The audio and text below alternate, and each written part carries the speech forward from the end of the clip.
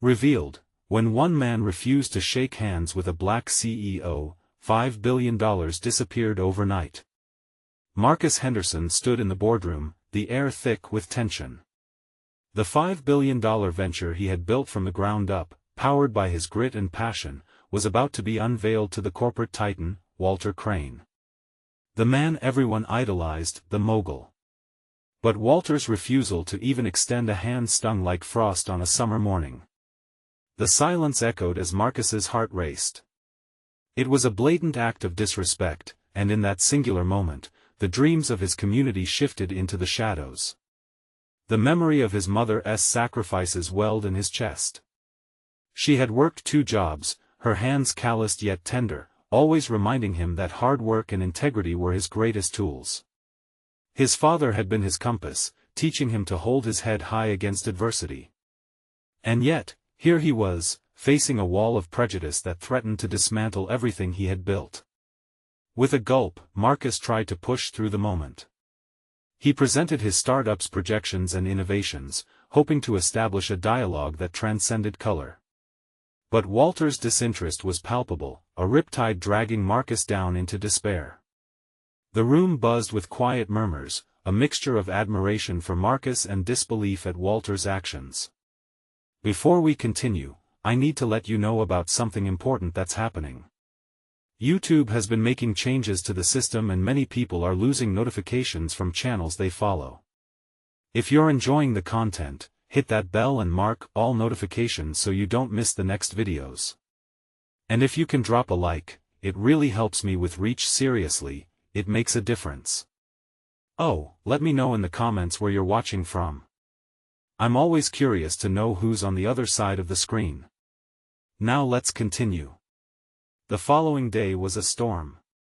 News broke that the $5 billion in investments had vanished overnight. Panic ensued. Families who had invested their hopes in Marcus, their dreams, were now left hanging in uncertainty. In their neighborhood, eyes turned mournfully to the horizon. They saw Marcus not just as a man but as their symbol of hope, a beacon lighting in the darkness of systemic obstacles. Marcus felt the weight of their dreams crushing down on him. Nicole, his rock, watched him drown in a sea of frustration and anger. "You can't let this destroy you," she whispered one evening, her voice laced with concern. As much as she tried, her words felt like pouring water on a raging fire. The stark reality was that it was more than money at stake. It was the very essence of their legacy, their values, and their community that was crumbling. However, a shift began to stir. The people rallied. Conversations flared around dinner tables, and voices echoed in community centers.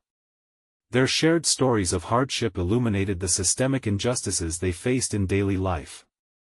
Each tale stoked the embers of their collective spirit. They surged behind Marcus, embodying solidarity and resilience. As he stood before them, a profound energy filled the air. The sounds of cheering and emotional testimonials echoed in his mind. Could this be the moment that redefined what success truly meant? As Marcus took a deep breath, he knew he wasn't just about to confront his personal struggle but a powerful truth. Would he reclaim his narrative? Would he rise again against the tide of prejudice that sought to drown him? The questions loomed heavy, and as he walked toward the battleground, he felt the heartbeat of his community behind him. What would come next? Only time could tell. The buzz in the community hall was electric. Just days after that horrendous meeting, the energy shifted as people poured in, their faces lit with a mix of anxiety and determination. Marcus stood at the front, feeling the collective heartbeat of his neighborhood thump in time with his own. He could see them, the mothers, fathers, young professionals, and kids, each a part of the tapestry that had woven him into being. "Listen up," Marcus called out, his voice breaking the murmur. "We have something important to talk about. It's time we take back what's ours." The crowd shifted, eager to hear what he had to say. He began to share the ideas that had been swirling in his head like a storm. "This isn't just about my company anymore. It's about all of us. They want to silence us. We'll show them our voices are louder. We're creating a movement. With each word, Marcus found strength in the faces staring back at him. Nicole stood close by, her hand entwined with his, squeezing gently as if to steady him against the tide of emotions. He continued, fueled by the crowd's energy. It's time we advocate for our businesses, our rights, and our families. We need to work together. We can't just be passive anymore. One brave voice from the audience piped up, "What do we do first?" Marcus smiled, his eyes brightening. "We'll start by holding forums, leveraging social media, and reaching out to compassionate investors who understand our struggle.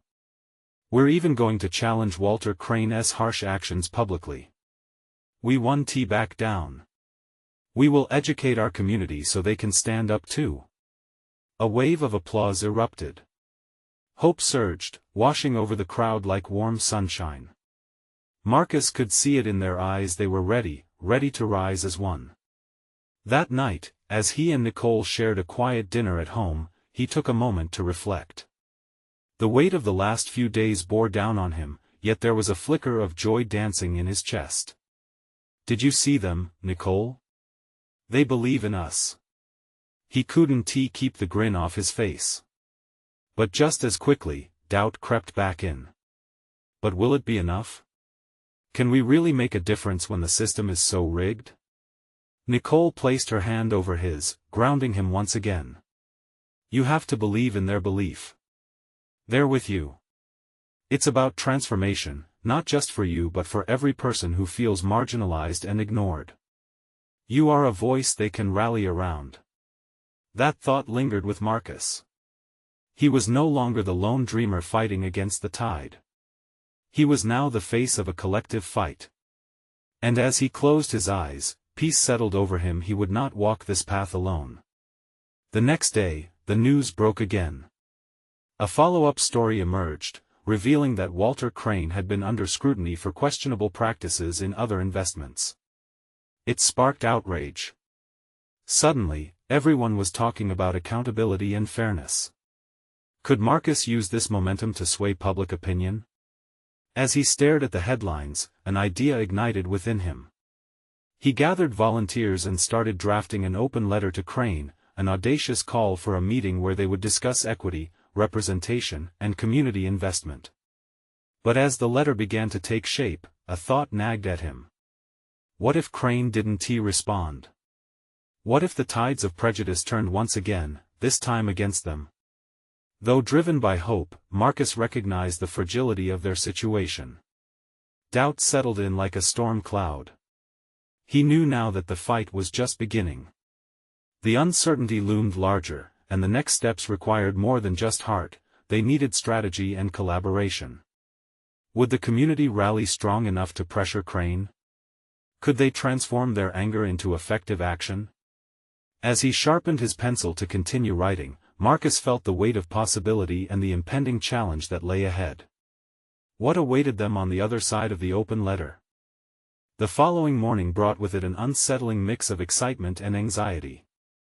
The sun filtered through the kitchen window, casting soft light on the breakfast table where Marcus sat, his mind racing.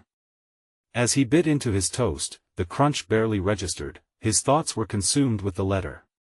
"What if Crane doesn't care?" he muttered, glancing over at Nicole, who was pouring coffee. "He will care," she replied, lifting her brow as if daring him to doubt. "You're not just calling him out. You're inviting him to listen."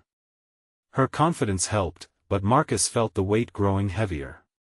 The community didn't just need words on paper, they needed action. Determined, he set the unfinished letter aside when his phone buzzed with an incoming message. It was a notification about a local rally against injustices in corporate practices. An idea sparked like fire. "What do you think about us organizing a rally this weekend?" he asked, jolted with inspiration. "We could showcase stories, gather support, and invite the media." Nicole's eyes lit up. "That's brilliant. It would show that our fight isn't just about you or me, but about everyone who's been wronged." A smile broke across Marcus's face. It felt good to think big.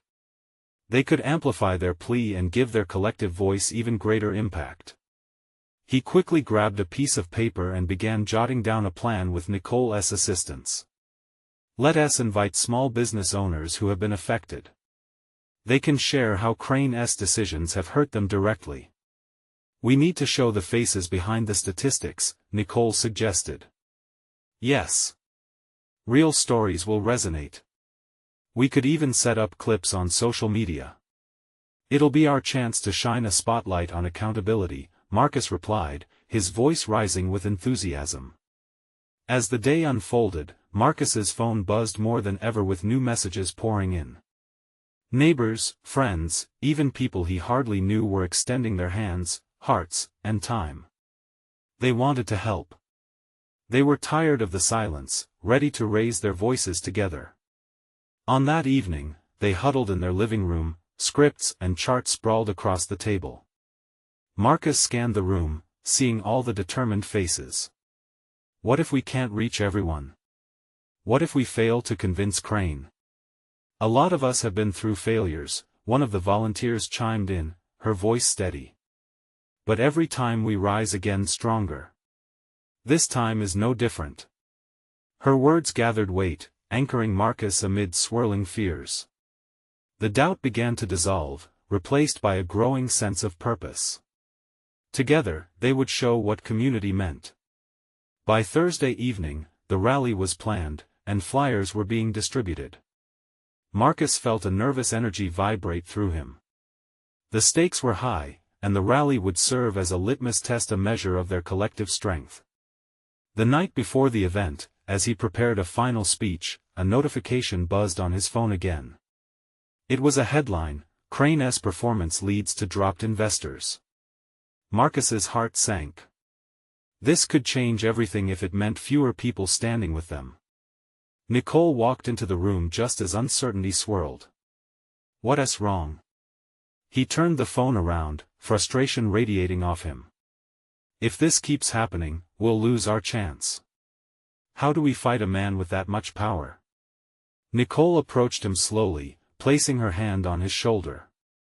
We fight by showing that we're not afraid.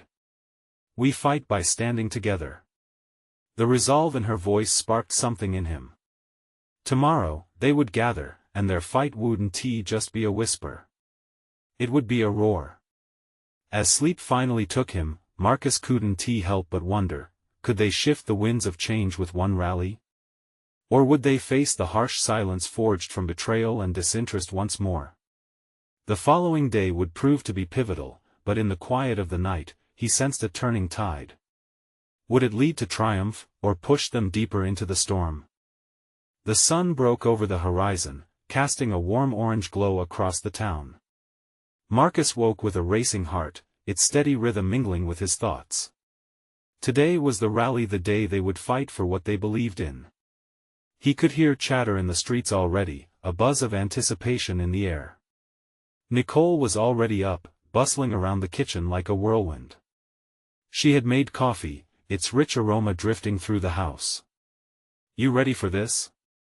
She asked, her voice a perfect mix of excitement and nerves. Ready as I'll ever be, he replied, though he could feel the anxiety gnawing at him. They both dressed in their matching rally shirts, emblazoned with the slogan they'd created together, "Together, we rise." It felt empowering to wear their cause so openly. Marcus grabbed a flyer from the table. A collage of faces beamed back at him, each one representing a story of hurt and resilience. Today, those stories would be shared, and that gave him purpose. Once outside, the streets were alive. A sea of supporters began to gather. There were children holding signs, elderly folks adorned with badges, and young faces eager for change. The energy was electric. Look at everyone. Nicole shouted over the din, her eyes shining.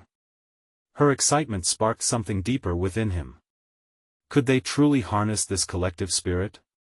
They took their places at the front, flanked by community leaders and local business owners. As the clock struck noon, Marcus stepped to the microphone, his heart pounding in his chest. The crowd quieted, eyes turning to him. Today, We stand not just for ourselves but for the countless voices that have been silenced. He began, trying to project his voice over the cheering crowd. This isn't just about Crane or the lost investments. It's about dignity. It's about respect. It's about being heard. Cheers erupted, a wave of sound that washed over him. He felt the warmth of shared hope, igniting something primal within. He glanced at Nicole, who nodded encouragingly from the sidelines, her faith pouring into him like sunlight. Then, a local business owner stood up to speak. She shared her story, a tale of struggle and resilience. As she spoke, her voice trembled, but it was powerful. The crowd leaned in, rapt, connected through her experience. As the hours passed, every speaker shared their truth, each story weaving together a tapestry of struggle and strength. The media began to arrive, their cameras capturing the energy, the passion. This was not merely a rally, it was a cry for justice that echoed down the street. But then, halfway through the event, Marcus's phone buzzed in his pocket. He ignored it, intent on the moment unfolding before him. The world faded into the background as they rallied together, a collective heartbeat against a backdrop of corporate indifference. Yet, as he stepped down, a gnawing sense of urgency pushed through him. He didn't want to seem too complacent. They needed to make more noise, but he didn't know how. He turned to Nicole, words bubbling up. We can't just let today be an end. What's next? Before she could answer, another volunteer rushed up, laptop in hand. You need to see this. She looked frantic, her eyes wide with concern. What is it? Marcus asked, dread creeping in. It's Crane. He's responding, and it's not what we thought. Marcus's pulse quickened. What could he possibly want to say now? Was it a rebuttal? A call to arms?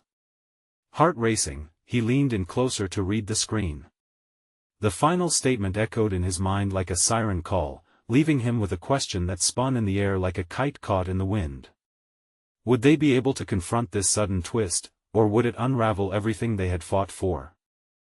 The colors of the rally faded as Marcus's eyes scanned the statement on the screen. His heart dropped at the sheer audacity of the corporate voice on display. Crane's denial of any wrongdoing, though dripping with insincerity, was accompanied by accusations that painted the community as divisive and harmful. Anger surged through him, a hot tide threatening to overtake his reason. What do you mean it's not what we thought? He pressed, looking to the volunteer, who was still visibly shaken. He's framing this rally as a hate-filled event. He's spinning it to make us look violent instead of empowered. He's trying to drive a wedge between us and the community. Her voice trembled, and Marcus felt the weight of those words like a heavy stone in his chest. This isn't just politics anymore, it's personal. Nicole's voice broke through his haze of anger. If he turns public opinion against us, we'll lose everything we worked for. Marcus felt the crowd behind him shift uneasily, their earlier joy turning into whispers. Doubts began to seep in like rain through cracks in the pavement. Listen, he said, rallying the supporters with a determined shout. We've come too far for this to tear us apart. Yet, inside he wrestled with his fears. Could they really overcome this? Nicole stepped forward, her eyes fierce. This isn't just about us. This is about our neighbors, our families. We need to respond. We can't let them twist our message. Without hesitation, Marcus reached for his phone. He couldn't hide, couldn't wait. They needed to go on the offensive. Let us organize a press conference tonight. We need to set the record straight. There was a stirring murmur among the crowd, a flicker of hope igniting again. He saw heads nodding, signs waving in agreement. As they began to plan their next steps, a thought struck him. But wait, what if Crane's accusations run deeper? What if he has a plan we can't see yet? Nicole frowned but didn't hesitate. Then we counter it. We share every story, every single one. Let us show them who we are and what we stand for. Women with signs, men with hopeful eyes, they all felt it now. Unity, purpose. To fight for their narratives, their truths against all odds. Together, we rise, right? One of the elderly men from the crowd called out, lifting his sign again. Yes. Together. Marcus echoed back, feeling the fire inside him grow. This was their moment, but it was also a test. Refusing to buckle meant aligning every effort against the looming threat that hung like a cloud above them. He turned back toward the volunteer with the laptop. Can you get the social media team together? We need to amplify our message now. This isn't just about the rally anymore, it's about our story. The volunteer nodded, her determination rekindled. While they raced against the clock, Marcus took a moment to breathe. The weight of their mission felt heavier, nearly unbearable. But even as the world outside turned hostile, the community stood with him, united under one banner of hope. Could they truly change the narrative? The worry hung like a specter as the sun began to dip low in the sky, casting long shadows over the street. And in that moment, amidst the clamor and anxiety, he realized something crucial. The battle wasn't just against Crane, it was for the future, for his town, for every soul who believed they deserved better. As the rally began to shift gears, news of Crane's latest move quickly spread like wildfire, inserting desperation into the atmosphere. They had to act swiftly. Are you with us? Marcus called out once more. The energy surged, a palpable wave of solidarity. Then let us show them what we can do. But before they could plan their strategy, a loud crash echoed from down the street, ominous and ringing. Marcus turned toward the sound, heart in his throat. What had happened now?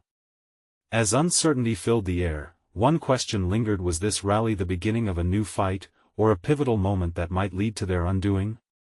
The crash sent shockwaves through the crowd. Marcus's heart raced as he scanned the street, searching for the source. Fear prickled at the back of his neck, the atmosphere thick with anxiety. It felt as if the air itself had turned to lead. Stay calm. He shouted, trying to project confidence he didn't feel. The crowd hesitated, eyes darting from him to the direction of the noise. Tiny gasps rippled through the assembly, and the tension coiled tighter. Then, a figure emerged from the shadows, wearing a corporate logo and a grim expression. It was a member of Crane's team, flanked by a few security guards. They marched toward Marcus, and the undercurrent of uncertainty deepened. What do you think you're doing? Nicole shouted, stepping forward, her stance protective. This is our rally. The corporate representative, slick and imposing, merely chuckled. Your rally? It's becoming a circus. You think you can stand up against the might of Crane Enterprises? He gestured wildly at the crowd, his arrogance radiating. You're attacking a giant, and you don't even know it. Marcus felt a sick pit form in his stomach. He knew they were up against a powerful force, but this was a declaration of war. The words hung in the air, heavy with significance. Let me tell you something, the rep continued, his voice dripping with mockery. We can crush this community with a single news cycle. You think you're making a difference? One press conference won't save you. Marcus clenched his fists, fighting the rush of despair threatening to consume him. You underestimate us, he shot back, his voice steadying. We're not just a group of people throwing a rally, we're a community with a story. And stories matter. But even as the words left his mouth, doubt crept in. Would anyone listen? Would they believe a sentiment so deeply rooted in defiance against a corporate Goliath? The tension swelled, palpable and suffocating. The crowd was unsure, some exchanging worried glances. Marcus could feel the wavering resolve. But then, Nicole stepped forward again, passion blazing in her eyes. You said it yourself, she began, her voice rising above the murmur. This is not just about us. This is about hope, unity, and standing tall in the face of fear. Her words struck a chord. Marcus could see a flicker of determination ignite in the eyes of those around them. One by one, they began to raise their signs, voices rising in an echoing chorus. "We won, back down." They shouted, the sound reverberating like thunder throughout the street. The corporate rep faltered, his confident facade cracking just slightly. "You think this is a game? I will make sure your stories go unheard." Yet, with every chant, Marcus's doubt began to fade. If their stories resonated, if they truly banded together, they could fight back. He grabbed the megaphone, his heart pounding. "This is just the beginning. Tonight, we're sharing our stories, every hardship, every struggle, every victory. Crane may have money and might, but we have truth and community." A surge of energy flooded the crowd, and a wall of noise erupted. Each person believed, really believed, in the strength of their collective narrative. Marcus felt the tide of hope wash over him like a warm light breaking through clouds. But then, just as the atmosphere shifted, a loud crash interrupted their newfound confidence again. A firework exploded above them, a warning or a threat? It lit up the evening sky, illuminating faces filled with both excitement and fear. "Stay strong," Marcus roared, but a creeping worry settled back in his heart. With Crane pushing back, what would they do next? How far would they go to silence them? As the applause from the crowd filled the night, another question loomed, potent and perilous: what lay ahead in their fight for justice, and could they withstand the corporate onslaught that was surely coming? The crowd pulsed with energy as the fireworks' light faded, leaving shadows and murmurs in its wake. Marcus looked into the faces surrounding him, searching for that spark of determination from moments before. Moments faded, but resolve surged like an invisible tide.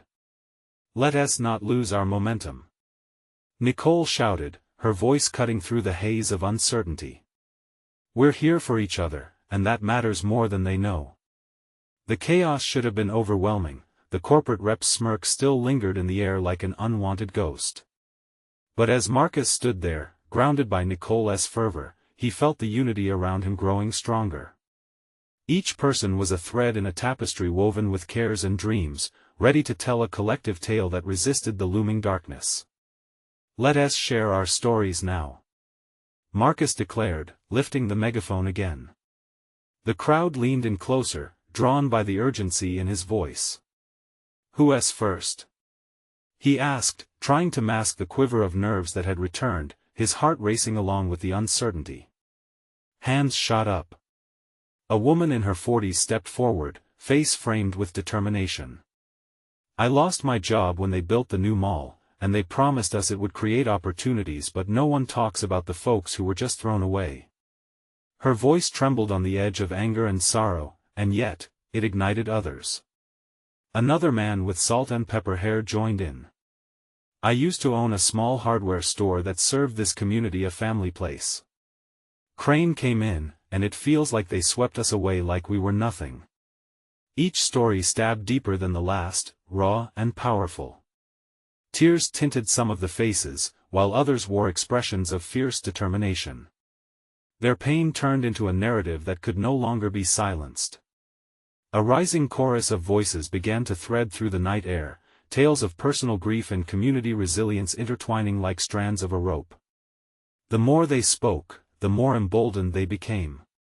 Each revelation chipped away at the corporate rep's bravado. He shifted uncomfortably, a predator realizing he was treading into territory he couldn't control.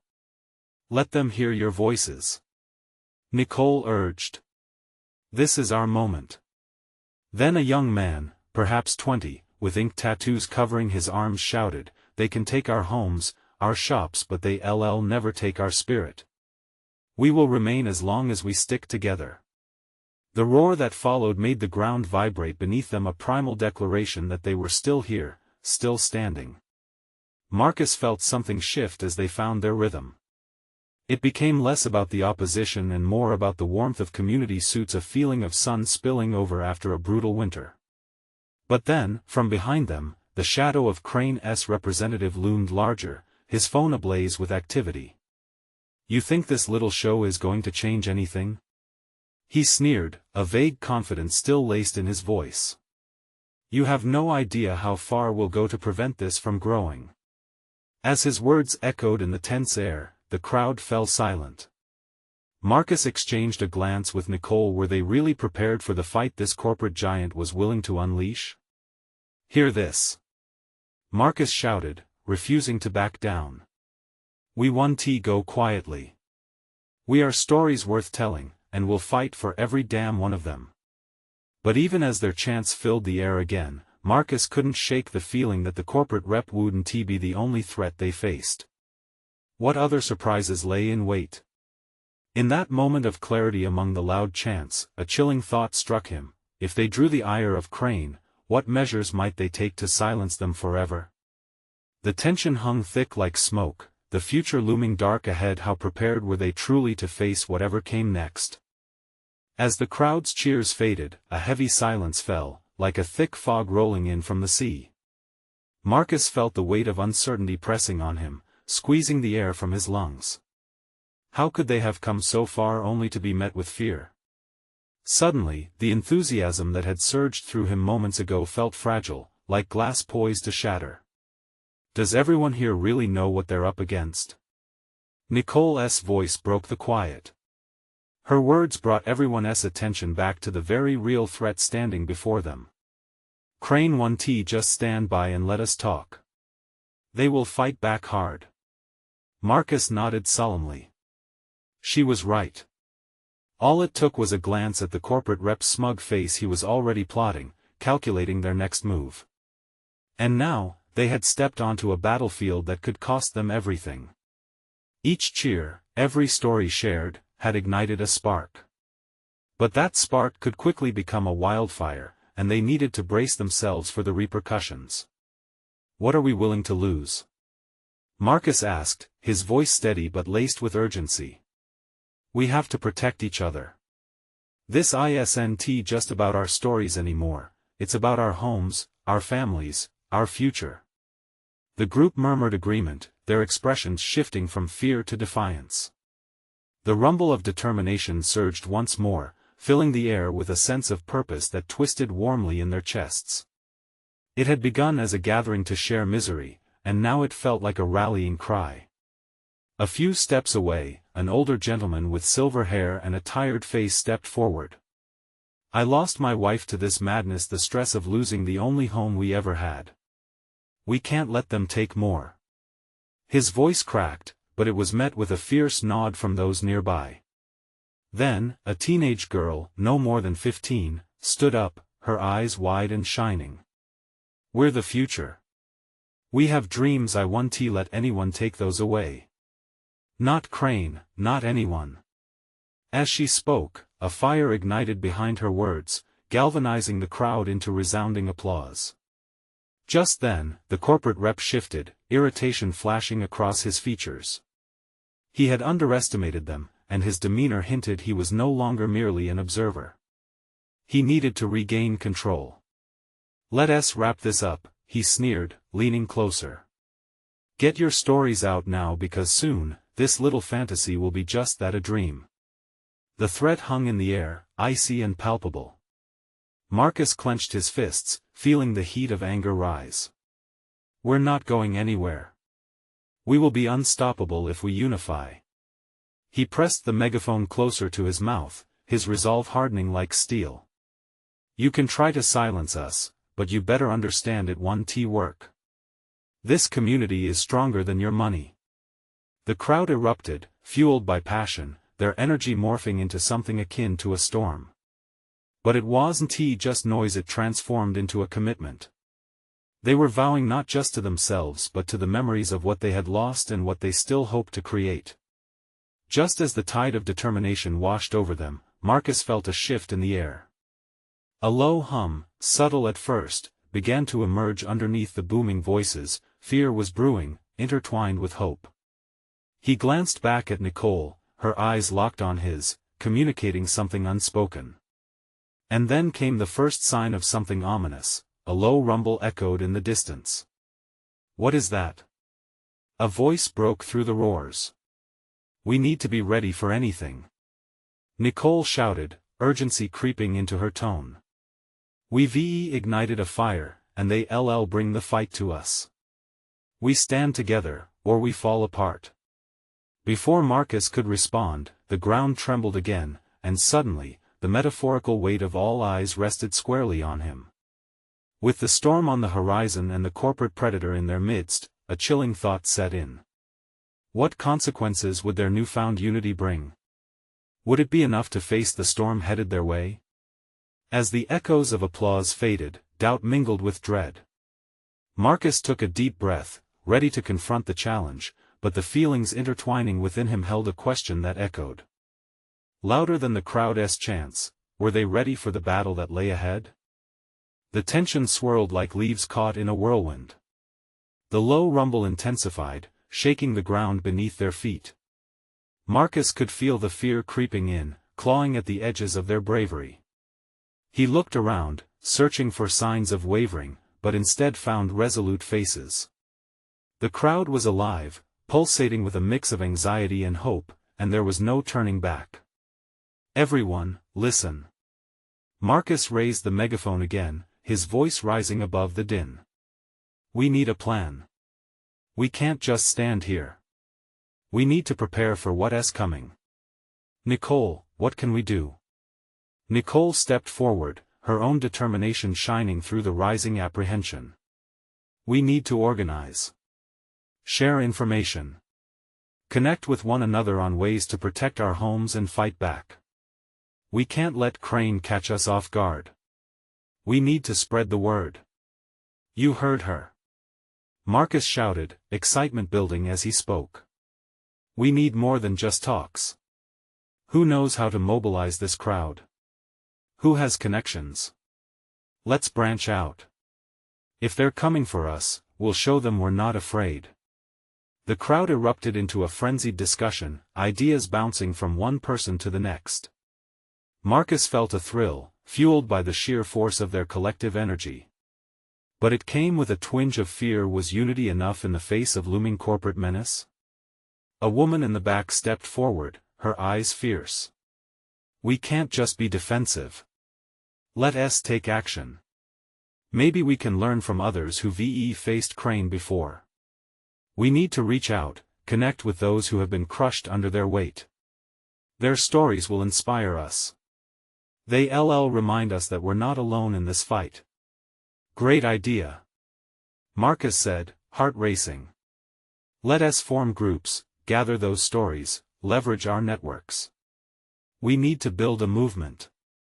Cheers erupted once again, but the rumble in the distance grew louder. Just then, a figure emerged from the shadows, approaching the stage with a calculated stride. Marcus squinted into the dim light. It was James Crane, the corporate rep, his smirk as unnerving as a storm cloud. Ah, what a lovely little gathering you have here, he mocked, his voice dripping with disdain. Planning a picnic? Or perhaps a last hurrah before reality sets in? The crowd fell silent, a wave of tension washing over them. Marcus took a step forward, adrenaline coursing through his veins. We're not afraid of you, Crane. Our stories won't be silenced. James chuckled, shaking his head. You think you can challenge me? You're just a bunch of voices in the wind. I can crush you without breaking a sweat. But then, a bright spark of defiance ignited within Marcus. We're not just voices, we're a force. You underestimate us. You think you can threaten our dreams? We're no longer invisible. We will fight. And what make you think this isn't a game to me? Crane's voice turned icy. Every move you make is being watched. You play your cards, I play mine. I had ways of fixing things before they got messy. Fear rippled through the assemblage, but Marcus knew the truth lay within their grasp. He had to steer them away from the brink. Everyone, remember why we're here. Marcus shouted. This isn't about one man. It's about all of us. It's about standing together for our homes, for the future of our children. The relentlessness of the crowd's energy returned, it was palpable, a tide of unity binding them together. As Crane took a step back, uncertainty flashed across his face. Perhaps he had underestimated them. Maybe they posed a challenge he hadn't anticipated. And in that moment, a realization sank in: this battle wasn't just about survival. It was about reclaiming their power, rewriting their futures. But just as hope blossomed, an urgent siren wailed in the distance, cutting through the commotion. Panic surged anew. "What's happening?" shouted Nicole, her eyes wide with alarm. Marcus's heart raced. "We need to find out." The crowd turned as the sound drew closer, a stark reminder that their fight had only just begun. Would they be ready to face the threat that loomed beyond the immediate chaos? Marcus could see it in their eyes. Fear matched with determination, but the question lingered above them all: what would it take to truly stand against Crane? The siren blared, slicing through the air like a knife. The crowd turned, tension shifting from hopeful anticipation to guarded anxiety. Marcus's heart raced. They had rallied against the corporate beast, but now a new threat emerged. The gleaming patrol cars pulled to the side of the rally, lights flashing, casting vivid colors on determined faces. "Stay together!" Marcus shouted, trying to ground the people around him, but the fear in their eyes clashed with the resolve that had lit up moments ago. What were the police here for? Was Crane behind this? "Everyone, this is our rally." Nicole's voice rang out, adding an anchor to Marcus's words. "We stand together, don't let fear divide us." As officers stepped out, their uniforms stark against the vibrancy surrounding them, Marcus could feel the atmosphere charged with uncertainty. Were they there to protect? To intimidate? The crowd murmured, a wave of tension rippling through like a storm rolling in. One officer approached, the badge gleaming in the sunlight. "What is going on here?" he barked, eyeing the group with skepticism. "This is a peaceful protest," Marcus replied, stepping forward despite the trepidation lodged in his throat. "We're fighting for our rights and standing against corporate greed." A heavy silence fell, the officer's expression unreadable. Behind him, more police officers fanned out, and murmurs shifted into a chorus of apprehension. The community drew in, shoulders brushing, united in apprehension and defiance. The officer's gaze scanned the rally, encountering the hopeful faces, the determined chants. "You can't block the road. Move it along, folks." Marcus felt adrenaline surge through him. "We're not moving. Our stories matter. We have rights to assemble and be heard." A flash of dismissiveness crept into the officer's eyes. "You can share your stories right there." He gestured to the side of the street. "But if you don't disperse, this will turn into something else." The air crackled with tension. The chant that had once flowed easily turned into whispers of fear and panic. "What if they arrest us?" someone murmured, lips quivering with uncertainty. "I won't let that happen. We're coming together as one. Look around, people." Marcus stepped back, raising the megaphone high, trying to ignite the flame of camaraderie that flickered. "We're all here today for something bigger than ourselves. These officers are not our enemy unless we let them divide us. Let us show them who we are." As if responding to his galvanizing voice, courage swelled among the crowd. A chant broke out, rising like thunder. "We are stronger together. We are stronger together." The officer hesitated, momentarily taken aback by the roar of voices, a chorus of life that defied authority. But he quickly regained his composure, radioing in, his face set as stone. The sound of sirens now mixed with the passion resonating from the crowd. "I suggest you disperse, or consequences will follow," he warned, no longer the ally they had hoped for. "What consequences?" questioned a brave voice from the back, steadying like a rock. It was the young girl from earlier, fists balled up, her spirit unyielding. "Why should we back down?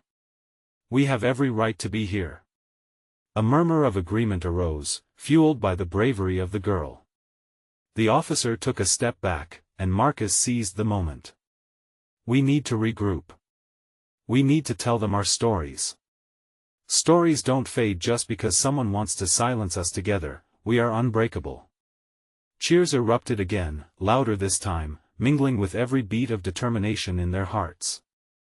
The officers were shifting, uncertain. The community was no longer just a group of feel-good faces, they were a force fueled by their stories, their struggles, their hopes. In that moment, a vital truth coalesced deep within Marcus: they had transformed into something much bigger. They would not back down. But just as high spirits soared, Marcus felt a grounding chill descend. Would this moment of unity be met with more threats? He looked into the eyes of Nicole and saw the same flicker, the urgency, the hope. What kind of battle were they truly stepping into? The power of Crane now stretched beyond influence and money. His voice was in law enforcement, casting a shadow over their stand. Yet the collective heart of the community beat louder than fear. We are united. We want to be silenced. Marcus shouted, the rallying cry roaring through their ranks. But in the back of his mind, a question loomed larger than the gathering storm: how would they protect this newfound strength against the tides that threatened to pull them under? Determined voices filled the air yet again, but a sobering reality weighed on their shoulders. The fight was far from over, it had only just begun. As the sun dipped low, painting the horizon in deep oranges and purples, Marcus knew this pivotal moment would shape their narrative forever. And as the officers remained a stark presence against the backdrop of courage, one question echoed louder than all the others: what would be their next move in this fight for justice?